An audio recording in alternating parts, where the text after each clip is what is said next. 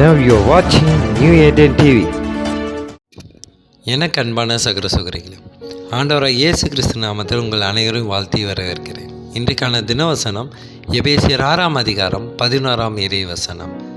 நீங்கள் பிசாசின் தந்திரங்களோடு எதிர்த்து நிற்க திராணி உள்ளவர்கள் ஆகும்படி தேவனுடைய சர்வாயுத வர்க்கத்தையும் தரித்து கொள்ளுங்கள். கர்த்தருக்கு மகிமை உண்டாதாக.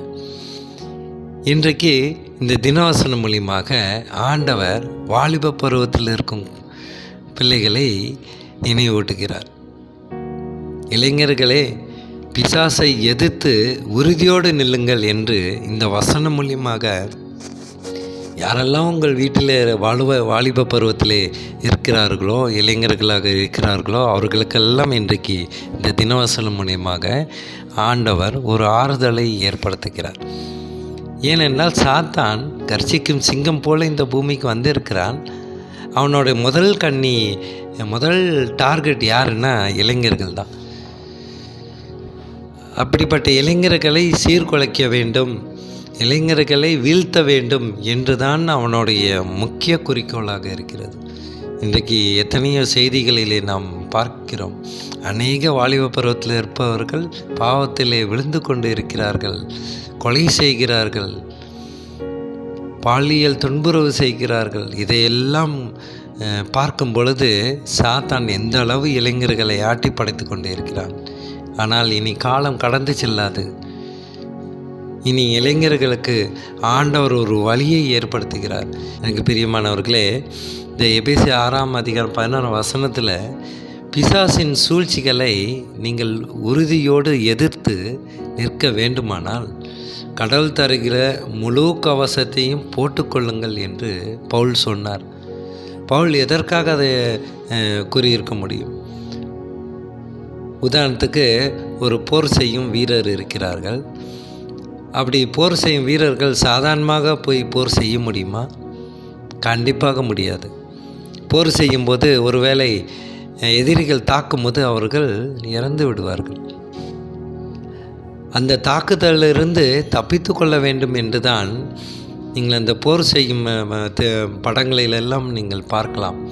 ஒரு கவசம் அணிந்திருப்பார்கள், கேடையும் வைத்திருப்பார்கள், கையிலே வாள் வைத்திருப்பார்கள், தலை கவசம் வைத்திருப்பார்கள், மார்பு கவசம் வைத்திருப்பார்கள். இதையெல்லாம் நாம் பார்த்து இருக்கிறோம். ஆனால் இங்கே ஆண்டவர் சொல்லும் கவசமானது மிக ஆழமான ஒரு சத்தியம். எனக்கு பிரியமானவர்களே, முழு கவசத்தை பற்றியும் நான் ஒரு தனி காணொளி தொகுப்பாக போடுகிறேன். இருந்தாலும் இந்த வசனத்தில் ஆண்டவர் சொல்லப்பட்ட இந்த கவசத்தை இளைஞர்கள் அணிய வேண்டும். அவர் தருகிற முழு கவசம் என்ன? அவருடைய வார்த்தை மூலமாக பல ஆலோசனைகள் நமக்கு கவசமாக இருக்கிறது. நல்ல முன்மாதிரிகளாக நாம் பரிசுத்த வேதாகமத்திலே நாம் பார்க்கிற அனைவரும் மூலமாகவும் நாம் ஒரு பாடத்தை கற்றுக்கொள்கிறோம். அதுபோல இளைஞர்களும் அந்த பாடத்தை கற்றுக்கொள்ள வேண்டும் என்பது தான் ஆண்டவருடைய விருப்பம்.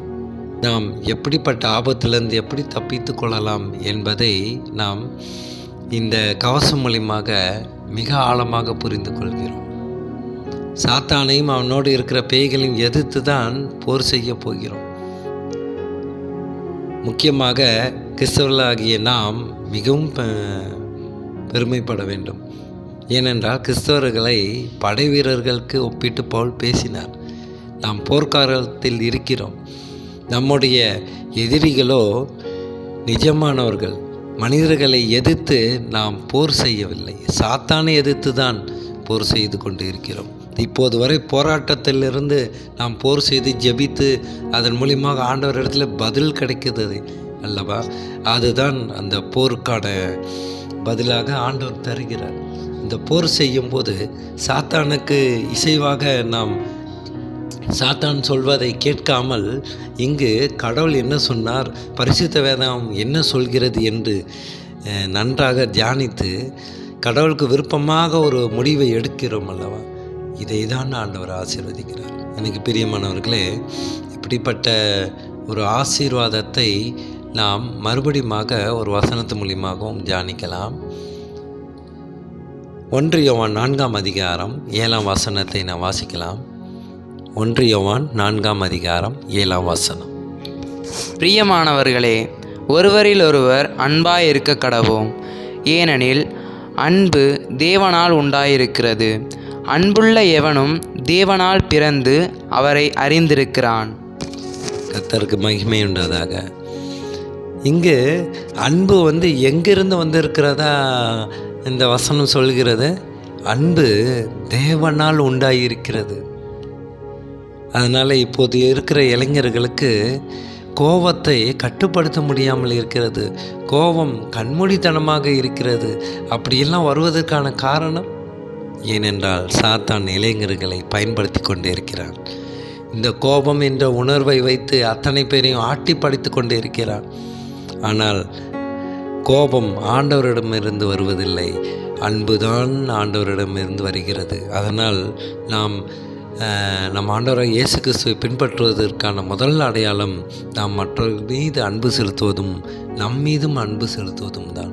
இளைஞர்களுக்கு இந்த இளமை பருவத்தில், இந்த வாலிப பருவத்தில் இருக்கும் அனைவருக்குமே இந்த அன்பு அநேகமாக தேவை. மற்றவர்களிடத்தில் ஏதாவது கூறினால் கூட அதை பக்குவமாக அன்பாகவே அவர்கள் வெளிப்படுத்த நாம் ஜெபிப்போமா? சோத்திரம் கர்த்தாவே, துதிக்கிறோம் எங்கள் அன்பு நேசரே. அப்பா, இந்த வசனத்தில் நீர் சொல்லப்பட்டது போல அப்பா, பிசாசின் தந்திரங்களோடு நாங்கள் எதிர்த்து நிற்க எங்களுக்கு திராணி உள்ளவர்களாக ஆகும்படி நீர் எங்களை ஆசீர்வதிமானவரே. அவருடைய சர்வாதிகாரத்தை தரித்து கொள்ள எங்களுக்கு நல்ல ஞானத்தை தந்துடும் நான் ஜெபிக்கின்ற கர்த்தாவே. சாத்தானுடைய சதுராட்டத்திலிருந்து அநேக இளைஞர்களை மீட்டிடுமாந்தோட அவர்களுக்கு எது உண்மை, வாழ்க்கையில் எப்படி இருக்க வேண்டும், மற்றவர்களோடு எப்படி பேச வேண்டும் என்ற இந்த ஒழுக்கத்தை நீர்தான் எங்களுக்கு கற்றுத்தருவீர் ஆண்டவரே. இளைஞர்களுக்கும் சரி, குழந்தைகளுக்கும் சரி, நீர்தான் எங்களுக்கு கற்றுத்தருகிறீர். நீர் எங்களுக்கு அனைத்தையும் கற்றுத்தரும் ஒரு நல்ல ரபியாக இருக்கிறீர் ஆண்டவரே. சோத்திரம் கர்த்தாவை, துதிக்கிறோம் அப்பா.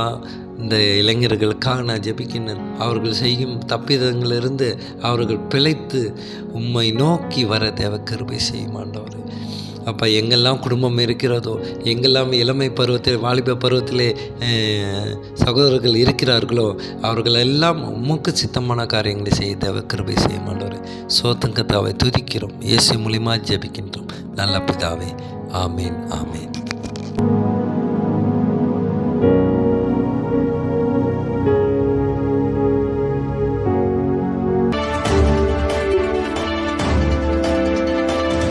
Now you're watching New Eden TV.